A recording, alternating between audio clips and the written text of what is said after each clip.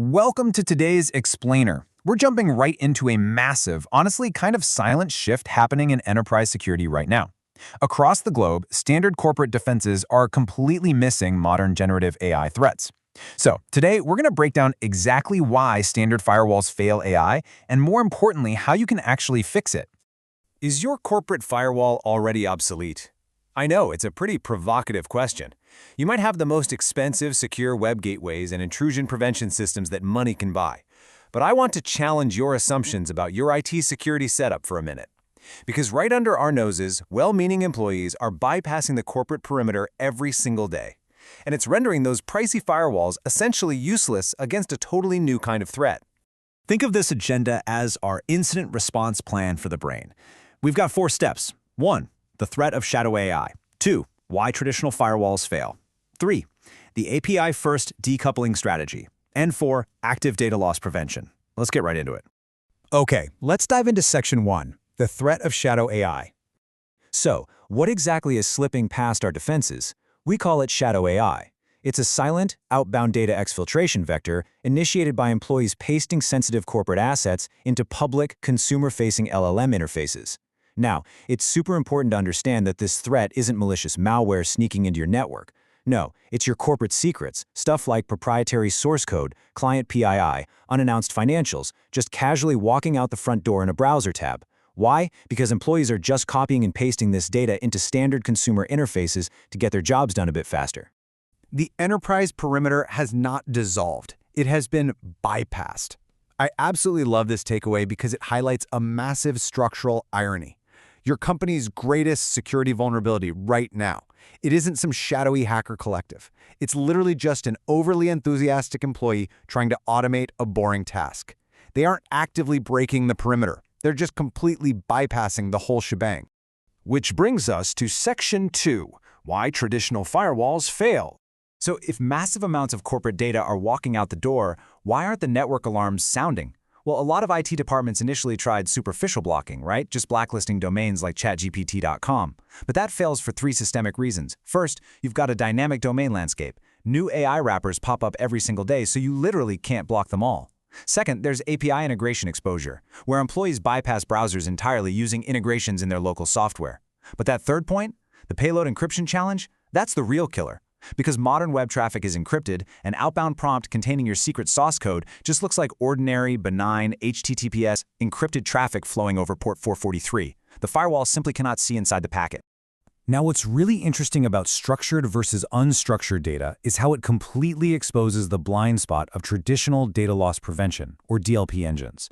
Look, even if you manage to decrypt that traffic, legacy DLPs are built to catch structured data. Think 16-digit credit card numbers or social security patterns.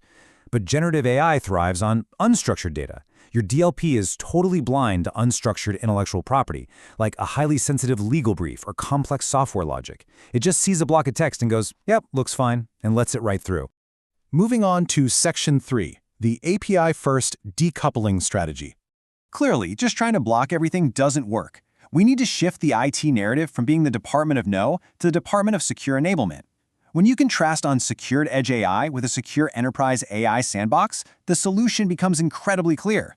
Unsecured shadow AI sends user data straight out for third-party model training, but a secure enterprise sandbox replaces that entirely. It acts as a local intermediary.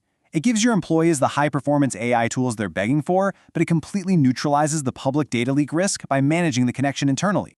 So the crucial point here is zero data retention, or ZDR APIs. We have to route all user queries through private API connections governed by these strict ZDR agreements.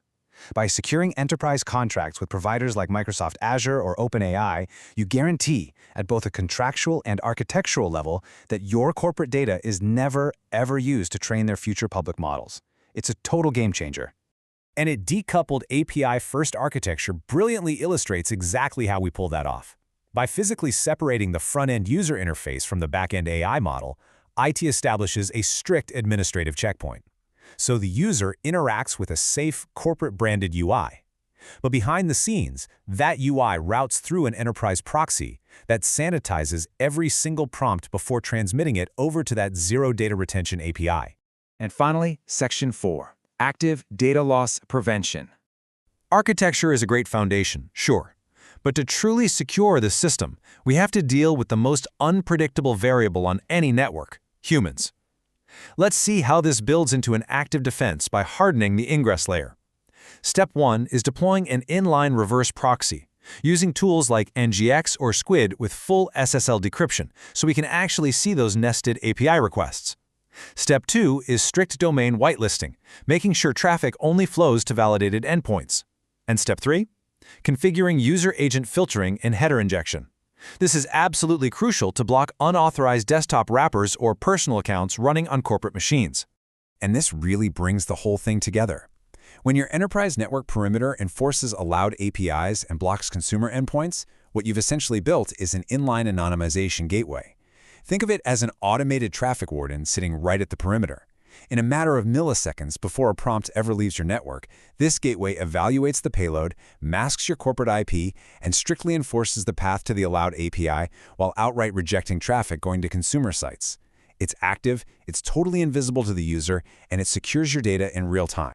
So I want to leave you with a lingering, maybe slightly unsettling thought. If a prompt leaves your network today, do you know who is reading it tomorrow? Seriously. Even with standard APIs, a lot of providers maintain a default 30-day abuse monitoring retention window. That means actual human reviewers at those third-party companies could be reading your proprietary data weeks from now. Standard firewalls, they won't stop this. Only a zero-trust, decoupled sandbox with strictly enforced zero data retention agreements can. The perimeter hasn't disappeared, but the way we defend it has fundamentally changed. It's time to build the infrastructure that secures your future.